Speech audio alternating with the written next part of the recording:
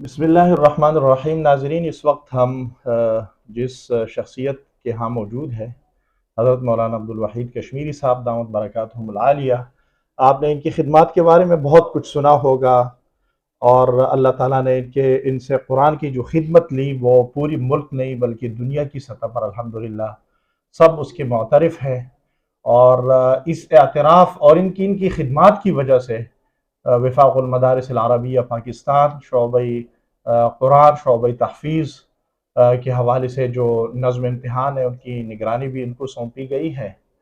تو الحمدللہ ان کی خدمات کا سلسلہ اس کے بارے میں تذکرہ ہوتا رہے گا، لیکن حضرت والا دامت برکاتہم کی ابتدائی زندگی کہاں گزری اور کہاں پہ رہیں، کہاں کہاں تعلیم حاصل کی، یہ پہلی مرتبہ آپ یہاں سنیں گے انشاءاللہ۔ قسط وار یہ سلسلہ ہم آپ کے سامنے رکھیں گے۔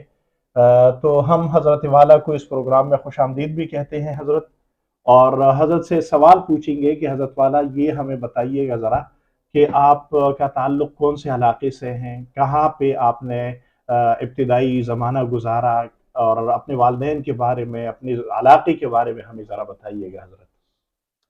بسم اللہ الرحمن الرحیم نحمدہ ونصلی علی رسولہ الکریم۔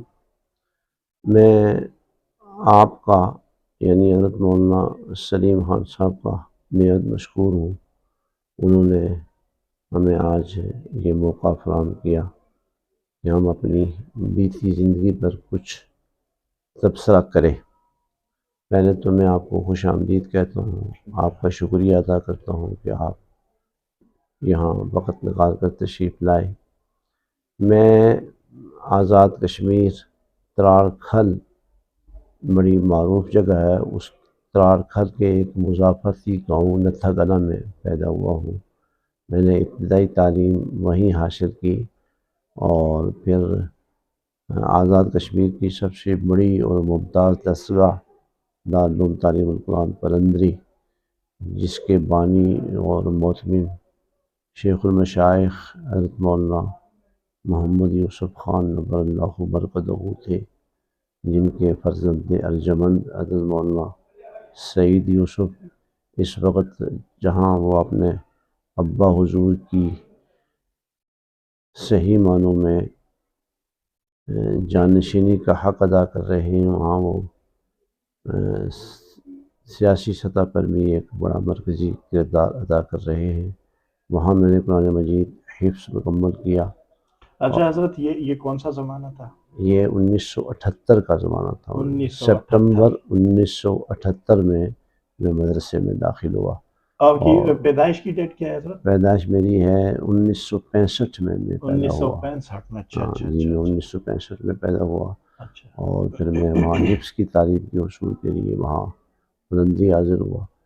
پھر اس کے بعد میں نے تجوید پڑھی ہے، مولانا چراغ الدین شاہ صاحب کا ادارہ ہے مدرسہ سراجیہ راول پنڈی میں، وہاں میں نے تجوید اچھا پڑھی ہے۔ اچھا اور اس کے بعد عالم اسلام کی عظیم دستگاہ جامعہ فاروقیہ میں آیا ہوں، اور میں نے اپنی ساری تعلیم تقریباً جامعہ فاروقیہ ہی میں مکمل کی۔ بیچ میں 1-2 سال میں پنجاب میں بھی رہا ہوں، لیکن میری فراغت بہرحال جامعہ فاروقیہ ہی سے ہوئی، اور ہمیں یہ سعادت بھی حاصل ہے کہ ہم نے بخاری بھی اور ترمذی شریف بھی حضرت سے ہی پڑھی۔ اچھا حضرت، بیچ میں یہ تھوڑا سا بتائیے گا کہ آپ ماشاءاللہ دینی تعلیم تو آپ نے معروف اداروں سے حاصل کی، اسکول کبھی گئے؟ الحمدللہ میں ابتدائی 6 جماعتیں تو میں آزاد کشمیر میں ہی پڑھا، اس کے بعد کراچی میں نے آنے کے بعد پھر میٹرک بھی کی، ایف اے تک میں نے یہاں تعلیم حاصل کی کراچی میں۔ اچھا اچھا حضرت، بہن بھائی کتنے ہیں یہ؟ الحمدللہ ہم جو ہے وہ 4 بھائی اور 2 بہنیں ہیں۔ ہماری ایک بہن کا انتقال ہو گیا، اور والدین بھی ہمارے اب دنیا میں نہیں ہیں۔ الحمدللہ اس وقت ہم 5 بہن بھائی موجود ہیں۔ اچھا اچھا اچھا حضرت، بچپن کے حوالے سے کچھ یادیں، کچھ واقعات، کچھ حالات، کچھ اپنے بچپن کے ساتھیوں کا؟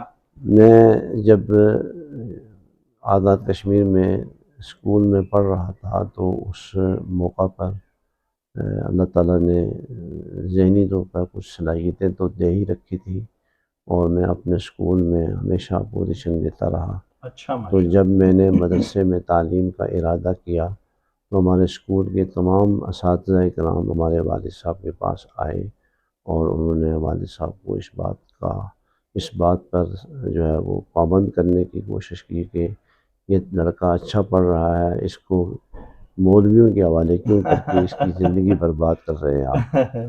والد صاحب کو اللہ بہت ہی جزائے خیر عطا فرمائے کہ والد صاحب نے ہمارے اساتذہ کا اکرام تو کیا، انہیں عزت تو دی، لیکن ان کی اس بات کو تسلیم نہ کیا، اور میں سمجھ رہا ہوں کہ یہ والد صاحب کو مجھ پر بڑا احسان رہا۔